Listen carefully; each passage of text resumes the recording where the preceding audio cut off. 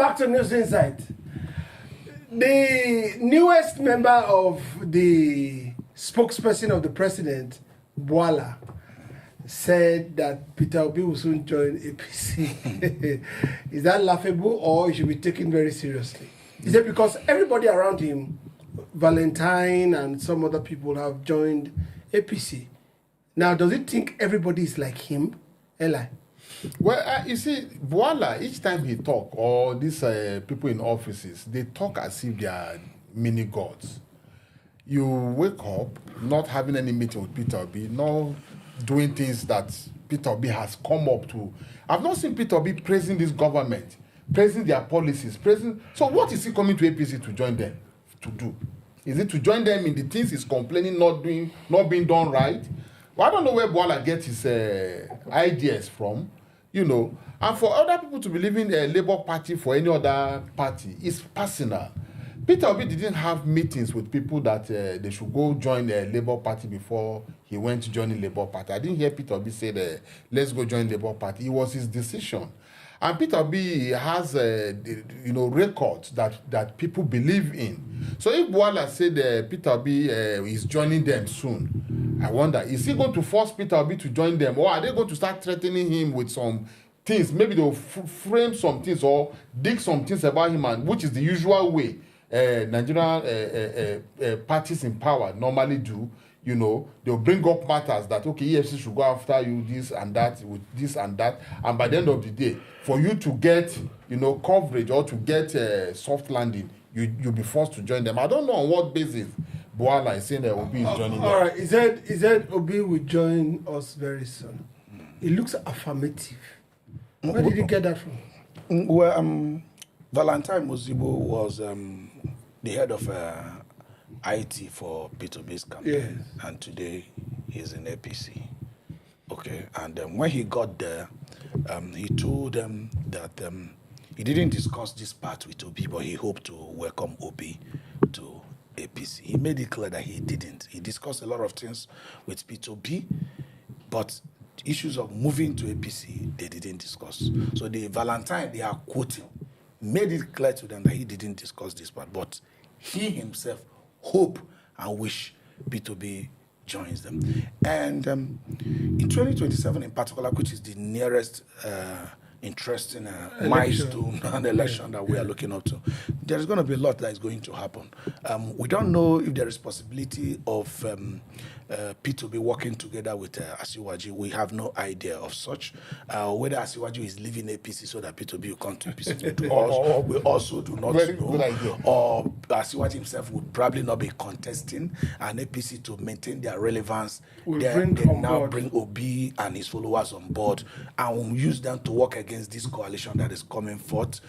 We don't know about that. Okay, there's this coalition coming in, and already it appears SDP is going to take the lead. Okay, they have the charisma, they have the organization, they have the records. They are the oldest party in Nigeria. And well, I think you should just leave that because we'll come back to that one okay. very, very soon. Yeah, okay. Do you understand? So that we can discuss that extensively. Yeah. Because a news just came in just now where everybody is telling us that Buhari blessed is going out of APC. So we'll join all that together and look at who is going into SDP, who is not going in, who are those coming in, who is forming the nucleus of the party and all that, So now in Buhala's speech, what quite disturbed me is like is it preempt now, or he knows that, or is he a prophet or something that Obi is going to join APC? Now, there's something you said much earlier. You said Obi has not in any way praised this government. I don't think Obi just wants to be critical of the government, but it's what also is showing on ground. There are no policies that have favored the common man on the street. There are no developmental strides that we have seen. Even the security that we have seen told me there is much of hiding from the press because there is a lot of security lapses that we still have. He just mentioned something. That's why it's good when you're talking. They say 2 heads are better than one. Probably Asiwaju would have told them that, well, he's fulfilled. He has done his path. And just like Mandela, a very wonderful elder statesman did in South Africa, he was asked to continue to say, no, we have other people. Probably he had told them, go and source for a very good candidate that people generally will accept. Someone with good ideas that will move the country forward. Probably he had told them, I'm not going to run again, and I will bless a candidate that will move the country forward, that will bring his own idea, join with what we have, and move the country forward. Probably it's from such discussions now that they have thought that maybe Obi will be is in a very good position to be accepted as a presidential candidate, maybe come 2027, probably because he has not really told us why he fails. And he's so confident that Obi will be joining them very soon. Because as far as I'm concerned, if Obi is called and he feels they are being honest, that, okay, fine, you've done very well, and it's like people are yearning for you. Okay, you come over, be our next presidential candidate. If he's sure, and if he's assured that, okay, Baba will not go further from now, and of course he's their preferred candidate, definitely if I'm Obi, I will be there. So maybe that is the case. Okay, Okafor, there's something that we normally think about in politics. Yeah. You know, there's a structure, and there's the head of the structure. The head of the structure tries to direct, but most of the time, compliance can be very difficult. APC is a party. Yeah. And I also think, to a great extent, look at the Lagos State issue. For the president to be able to resolve it, it was quite difficult. Lagos that used to be at the top of its palm. Now, if Obi come to APC, there's a structure in APC that looks like almost not a good structure. They are set in their ways of doing things. Do you think Obi can rule from that structure now? You know, the way Nigeria politics function, all powers are residents on the head. All powers are residents at the top. If for any reason, which is really looking impossible, if for any reason Obi joins APC and becomes the flag bearer, because if it's not going to be a flag bearer, I don't see any reason why he's joining APC. And becomes the flag bearer and possibly become the president, okay? Rearranging the structure is just 24 hours work. I can tell you the way authority functions. You know, most of them are sycophants. They're just waiting for the next king to sing his praise.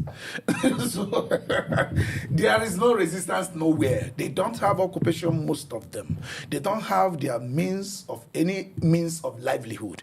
They do not have known job they do before being in that politics. They can't function outside that politics. You see them being a spokesperson of this party, moving to become a spokesperson of another party because they are hungry.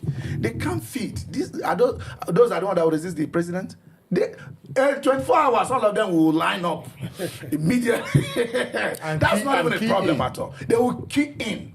That's not a problem at all, because that is the only way they know to feed. They don't know how to produce. They don't even know how to even buy and sell.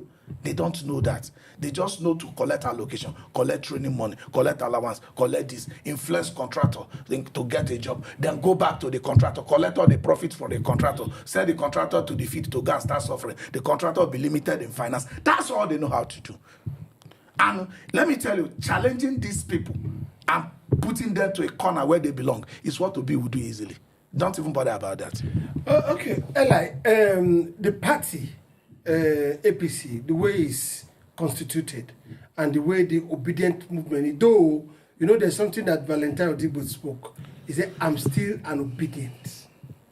I don't really know how that works. No, but it works. Obi himself said obedience cut across all platforms. Obi said it. Well, now, if you want to take it from where he stopped, the party, Obi, then the whole structure of the whole system, do you think is what Obi would love to go for? He has said it all. Obi has good ideas. He has followers. And he knows what he wants. And you see, in the case, let's use Anambra State for a key study here. And you knew how Anambra was before Obi became the governor of Anambra State. Anambra, nobody ever knew that Anambra, anything could come out of it. Nobody knew that even allocation that was going to Anambra can do anything that would develop any little part of Anambra.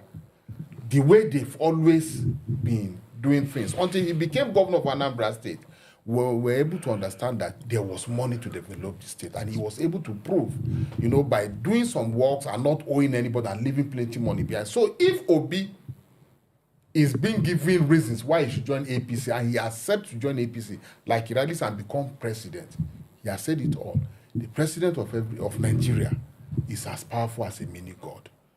They are one of the reasons people like El-Rufai gave that make them to leave the party is that there's no internal democracy. They are not keeping to the rules and guidance of the party. No meeting, no national. Those are things that if Obi becomes the president under APC, those that will not want to work with him, hence he will not bend to their way. The only thing they know how to do, like he has rightly said, is to either follow suits what he put on ground or they'll ship out. They'll ship out. Simple. That's what Nigerian politicians do. They don't even ship out from the ruling party, except they are frustrated. Maybe they didn't bring them. Election is coming to the mainstream. Yeah, that's all. Yeah, and most of the time when election is coming, most of them they don't have. They just want party to. Tickets. Yeah, they want look for one party to fly their flag and contest. If you, what will your advice would be in your takeaway? I mean, there is a coalition coming. We want to save Nigeria in 2027.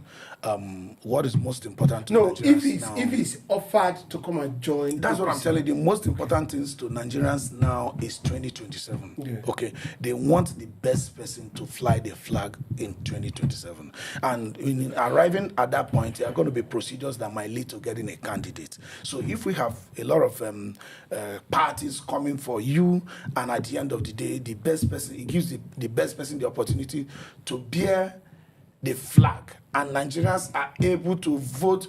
Let me track you back, not to give credence to Sibanjo. Okay.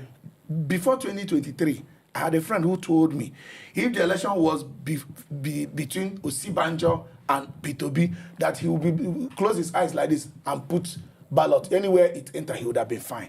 So if we get to a point where the coalition will give us a candidate that either way we are good, it's credible. Either way, APC or coalition, whichever one, that we are good.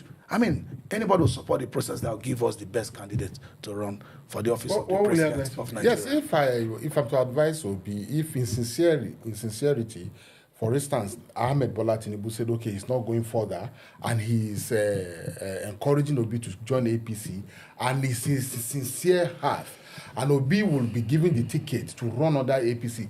It is not APC that is Nigerians' problem. It is the people in APC.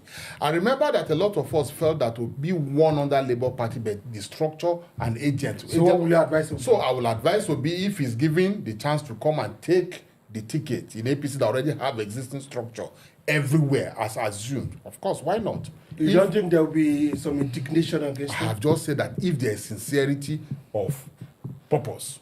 All right. We're looking. We'll be right back on News Inside.